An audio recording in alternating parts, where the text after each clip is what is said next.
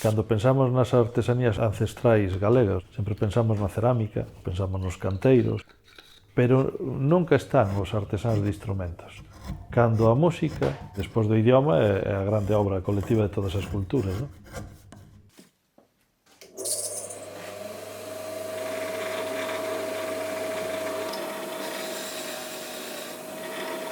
A construción de instrumentos ahora mesmo en Galicia é un suceso inédito. É dicir, non pasa na Península Ibérica, me figuro que en media Europa, o que está pasando aquí. Hoxe, os constructores daqui de Galicia somos un referente en toda Europa na construcción de instrumentos.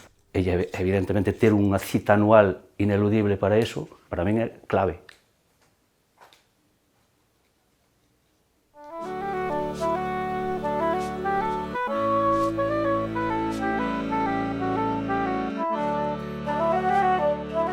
Cando comezamos ca primeira mostra, non éramos moi conscientes do que estábamos montando, nin do que significou para o mundo da construción dos instrumentos.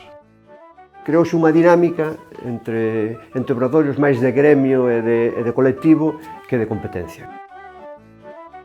Hoxe somos moitísimos máis e, bueno, para min a mostra de Pardiñas realmente está consolidada como a mostra máis importante de toda a península.